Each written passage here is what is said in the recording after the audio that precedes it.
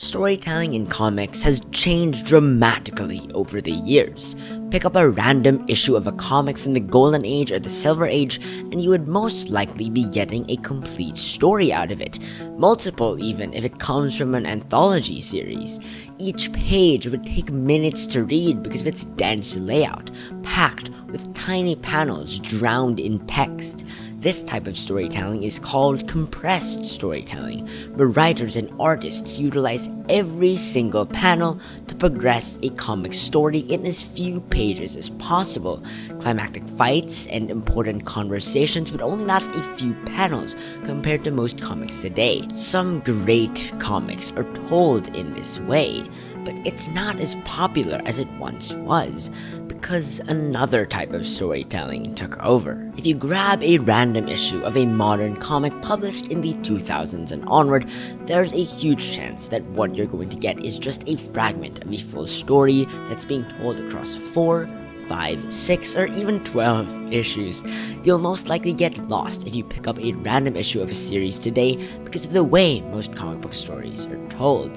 That kind of sucks, but I also kind of like it. Even though most comic book stories are told through multiple issues just to be collected and sold in a trade paperback format, I like the stretched and drawn out storytelling most comics use today. I generally appreciate decompressed storytelling, where more of the story is told through art rather than dense text, where more panels can be allocated toward things like environmental world building and character interaction. Having a comic story stretched out across multiple issues allows for more complex, intricate, and cinematic plots that have more moving parts and unique structures. But there are some drawbacks to the way most comic book stories are told today. Mainly, the feeling of being scammed. A very recent example would be my cousin who, right after reading Peach Momoko's Ultimate X-Men issue 2, exclaimed, "What? That's it?" If you've ever followed a series monthly, I know you've experienced this at least once. Even if you like the series you're collecting, like in the case of Ultimate X-Men, there will be some issues that you read that don't feel worth it given the price that you paid for it. Now, I love all the books I get right now, but even with my amazing monthly pulls, I still feel a slight sense of emptiness on occasion. I think I found the perfect book for me though. Maybe for you as well. I just happened to stumble upon an ongoing series coming out right now, where almost every issue is a standalone story, and it's not an obscure comic in the background. I'm talking about the current Fantastic Four run, which is not only a fulfilling and worthwhile read on an issue-to-issue basis, but is a masterclass in comic book storytelling that stretches beyond conventions and joyfully experiments with the medium of comics. It's a book that I think is amazing not just for me to start collecting, but for you to add to your pull list. And I do not say that lightly. But why the heck does the current Fantastic Four run have this weird format? Well, it's because of the creative team behind it. Iban, Coello, Iban, Fiorelli, and Carlos Gomez are responsible for the vibrant, cartoony, and occasionally weird art the series has. Jesus Aburtov provides the wildly varied coloring for the series, and Joe Caramagna provides clarity and expression with his skill in lettering. But the main reason the book is so unique compared to other Fantastic Four runs is the person writing this book, Ryan North. Ryan North is an unexpectedly good fit for the Fantastic Four in my opinion. His computer science degree and background in all things nerdy has resulted in the most educational Fantastic Four book ever made, which fits the team incredibly well, integrating real-life science, philosophy, and history into Marvel Comics. A setting where science is more akin to magic than real-life science is a Herculean task, but it's a task Ryan North is specifically good at accomplishing. He's the author of 2 science-related books, one that teaches you how to be a supervillain, and another that teaches you how to create civilization from scratch if you were stuck in the past. He did a lecture on the latter book that I will link in the description below because it is one of the most engaging and entertaining educational presentations I've ever seen. Through the book, we learn about science, philosophy, and history from all kinds of characters, not just Reed Richards. In issue 11, Ben Grimm and a dog are infinitely falling through a massive hole. Ben might not be the most intelligent of the team, but his past as a pilot allows him to recall concepts in aerodynamics to create a pitot tube to measure how quickly they're falling. And through this process, he finds out that they are indeed in free fall. In issue 17, Sue Storm, who we find out has a PhD in archaeology, runs the team down on some Native American history when explaining why this European skeleton she found is problematic. Even the villain entrepreneur, Mr. Passy, has a whole lecture in issue 14 about how he uses Asimov's idea of psychohistory to create an app that, with the help of its users, predicts the future and allows him to have control over it. But my favorite issue that revolves around some educational concept is issue 6 of the series, a comic that Ryan North read research papers just to create. In this issue, a bacteria that feeds on light and is incompatible with our universe starts to spread and turns an entire lake green. But through the help of Johnny Storm and Reed Richards' brainstorming, we find out that they could get rid of this dangerous bacteria by turning the sun's rays invisible. It's a wild story that involves an overpowered Sue Storm blocking the sun to save the world, and the scientific research and basis behind it is incredibly cool. I won't spoil it, so you can go read it for yourself. Aside from Ryan North contributing to the book's educational aspect, he's also responsible for the series' light tone. He's written Unbeatable Squirrel Girl, Adventure Time, a graphic novel adaptation of Slaughterhouse-5, and more. Having read a bunch of his comics, I can safely say that for the most part, he makes art that has a breezy, light tone. He's a writer that focuses on wacky situations, clever quips, and heartfelt sequences rather than emotional arcs that push characters to their extreme limits. This makes his version of the Fantastic Four a light series, especially compared to James Robinson's run, which I read most recently, where the Fantastic Four have a severe mental breakdown. Ryan North is also the reason why most issues in this series are a standalone story or one part of a 2-issue arc. Telling a complete story in 1 or 2 issues is pretty rare for comics today, but not so rare for Ryan North.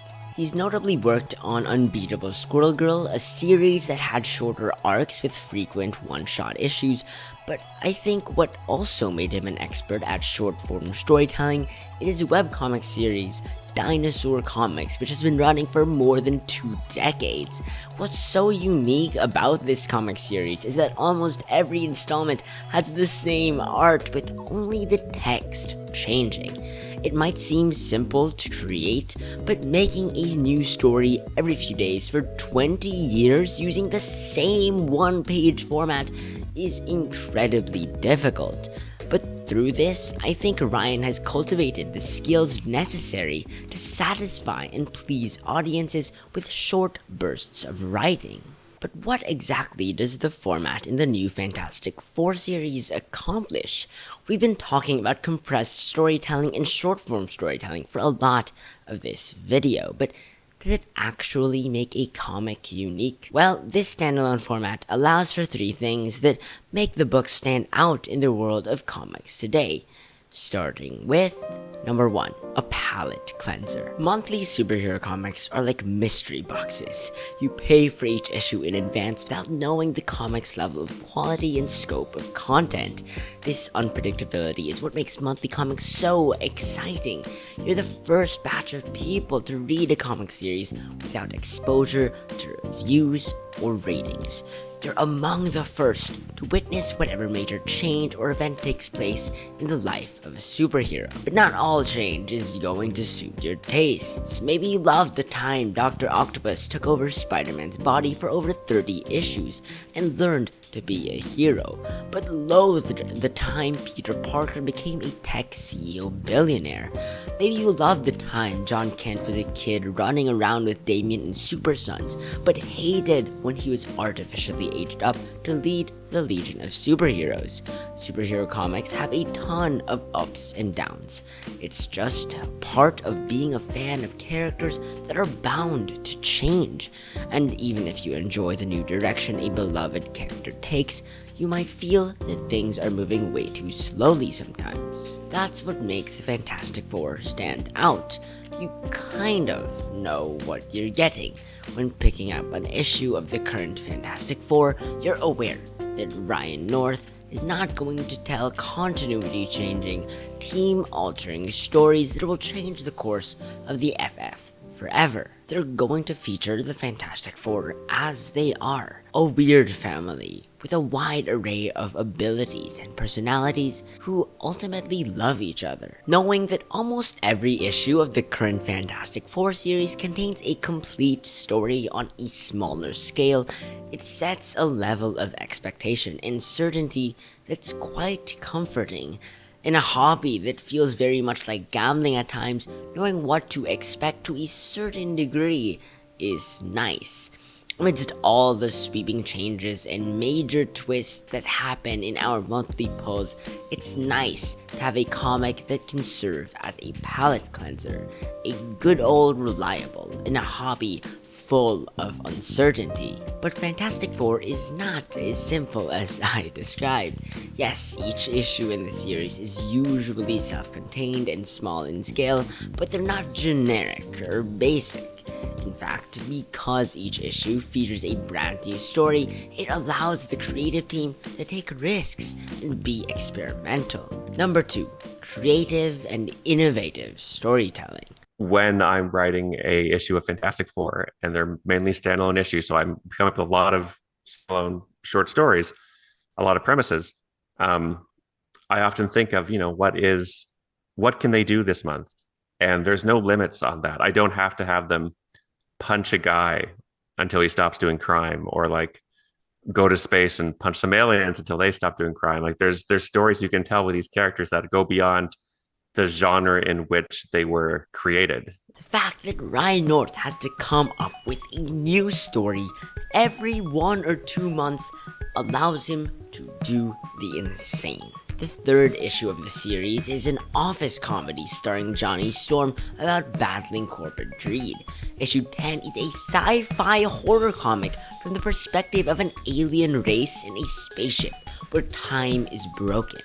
That ends up being a beautiful tale about trust and accepting help. Issue 19 is a detective mystery set in a noir New York about finding the missing Reed Richards for the dazzling Sue Storm.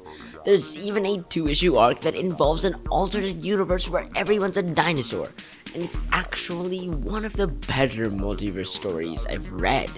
The series is also very creative in utilizing the comic book medium itself, showcasing cool tricks that you can do in comics. The series' first issue, in which Ben Grimm and Alicia Masters try to fix a time loop, contains these cut-off panels at the top and bottom of certain pages to represent a gap in time, which I find really cool. Fantastic Four issue 20 features a funny scene where Johnny is bored and a flaming word bored then hovers above his head. I thought this was onomatopoeia at the beginning, but it turned out to be actual fire that ended up getting Johnny fired from his job. There's one issue that towers above the rest though.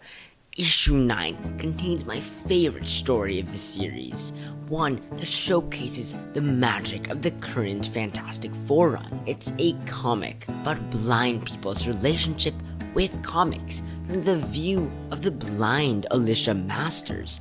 It features a nearly black page that is followed by an incredible double-page spread that you need to check out for yourself. If you were to try just one issue from the series, I recommend you read this one. Speaking of blind people and their relationship with comics, let's discuss the accessibility of this book. Number 3, accessibility. One of your trades is going to have 3 different sci-fi stories in the midst of just one trade. Yeah, and that's by design. I can tell you the first comic I ever read, and this is before I got my job. One year at Christmas, Santa put a Wonder Woman comic in my stocking. I have no idea where he got it, but it was a Wonder Woman comic. It was part like 3 of 7. It was completely inscrutable. I had no idea what was happening. And I bounced off it. Like there's nothing there to hook onto. And part of the fun and part of the challenge of writing Fantastic Four in these little stories is that it does make any book a jumping off point. It also makes it a jumping off point. If the comic's not good, you won't pick up the next one. So it's kind of doing it on hard mode, right? You're like, oh, I'll buy the next 5 finish of the story. It's like, no, next week or next month is something completely different. Accessibility is one of the biggest challenges comic creators have to solve. How do you make a story that takes account of decades of prior history, while also being accommodating to new readers? Most comic book series are accessible as long as you read the beginning of a creative team series, but if you're caught in the middle of a run, there's a huge chance you would be lost. The current Fantastic Four fixes this problem.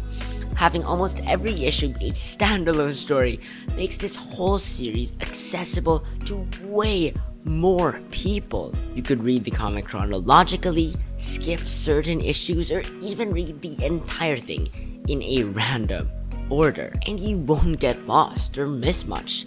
In fact, my favorite issue of this series that I talked about earlier is the second part of a storyline, but the way it's written makes it enjoyable even without knowing what happened in the previous issue. Although I don't think all comics should have the Fantastic Four's current format, I'm so happy that this series is accessible in the way it is. It's nice knowing that I can lend any issue of the series to someone and they would be able to enjoy it even if they didn't know much about the Fantastic Four. This format might give older fans a sense of nostalgia for the comic books they read when they were young, but it also allows young readers like me to experience what monthly titles were like all those years ago. And that's why I suggest you experience the book before it's a little too late. I think this accessible and triumphant run is best experienced on a month-to-month basis. Of course, the series is still going to be great when collected in volumes in the future, but I do think the best time to experience it is right now, since its format is especially rewarding to monthly readers. As a person who came back to collecting single issues a year ago, I cannot tell you how valuable something like this is to my monthly reading experience. It's a comic that acts as a safe and complete palate cleanser amidst the ambitious, ever-changing comic landscape. A space for constant creativity and endless experimentation, and an accessible way for even the most casual audiences to enjoy the medium of sequential art. It might not be the most spectacular, grand, and ambitious superhero comic out there, but by going small, the Fantastic Four ends up standing out among the crowd, reaching the hearts of readers far and wide. What Ryan North and the various artists have achieved with this version of the Fantastic Four is pretty amazing. Dare I say, fantastic. My name is Joshua C, and I will see you in the next one.